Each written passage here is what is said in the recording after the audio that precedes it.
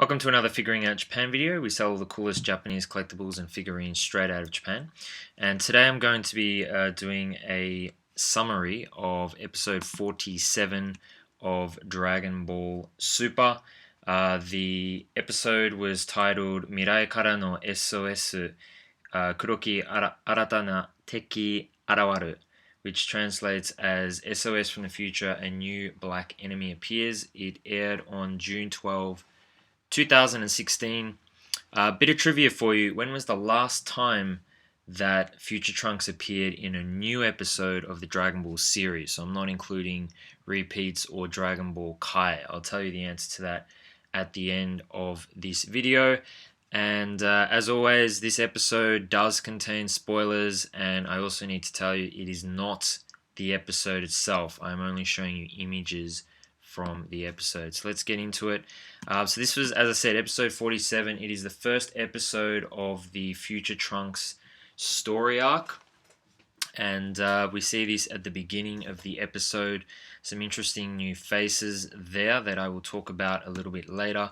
So the episode starts with Future Trunks running away in the future in this from this weird enemy that we don't really see clearly. He's only referred to as Black, but we can obviously understand that he's very strong. Trunks does not feel strong enough to go up against him. We then see Bulma. So this is still in the future, and she's making this weird blue liquid, which is later revealed it is an energy source for the time machine to go back into the present time. And it's revealed that, yeah, she's been spending about 12 months doing this. It then flashes back to the present time, and this is just kind of a comedic relief sort of part of the episode. And Goku invites Piccolo for training, but by training he really means helping him do the harvest of all of the vegetables that he has grown. Krillin shows up on the scene and says that he's surprised to see Goku because Vegeta is training with Bills. Goku then uses his instant transmission to go to Bills' planet. And again, just some more sort of funny scenes that are shown there. Like them eating, I'll come back to those, like them eating ramen and that kind of stuff. It's also revealed that this guy, who I forget his English name, but in Japanese, the Zen Osama, which means the king of everything, basically, it's revealed that he in fact destroyed 6 universes. So there used to be 18, now there's only 12. Yeah, so this guy is very strong. Interesting that they mention him here in this episode. I don't know whether he will be linked in some way to the Future Trunks story arc. I kind of have a suspicion that he will, because obviously something's going to happen with this guy, I think, because we haven't seen much of him, and they wouldn't have introduced him just for the sake of it. So so that's pretty much all we see in the present timeline.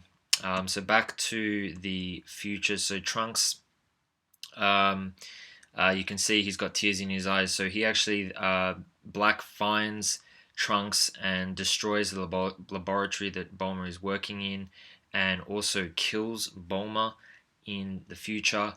Trunks then runs away, and at the request of his mother, actually, in order to save the energy that she works so hard for and to go back into the past, or the present time rather.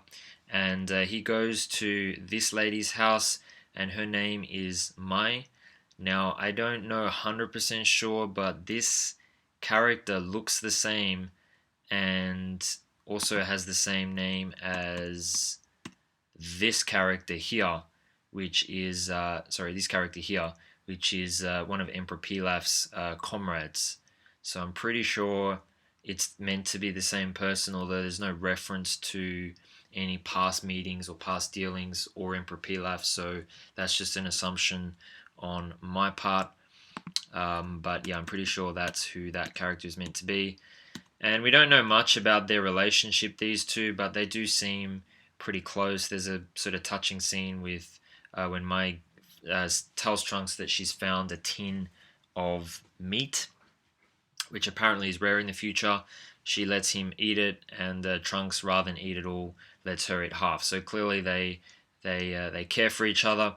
This scene also actually shows this little black cat, which looks identical to the black cat that always used to be on Bulma's father's shoulder. If you remember the Bulma's scientist father, he always had a little black cat on his shoulder.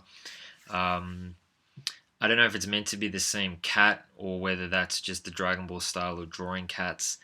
I kind of assume it's the latter, but I don't know. So yeah, and then we see a really nostalgic flashback of Trunks when he went back to the present time. So this was back in the the Cell, when Cell was around. So he says that's the timeline he's going to go back to. This is just a scene of the city in the future. You can see it's a pretty bleak, outlook. Then they fight Black, so they go to Capsule Corp to get to the time capsule, and Black finds them, and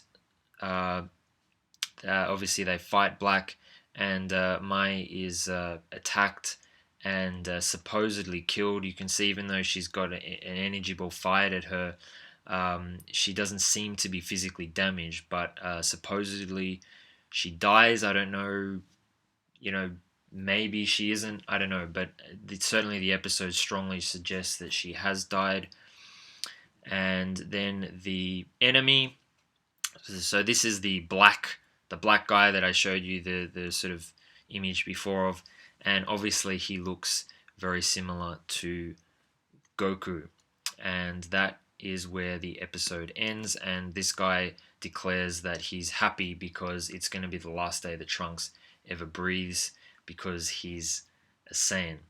So I don't know who this guy is. My theory is that perhaps this is some kind of retribution or some kind of side effect of saving Goku last time from the heart virus, and maybe this is some kind of time thing that's created an evil Goku.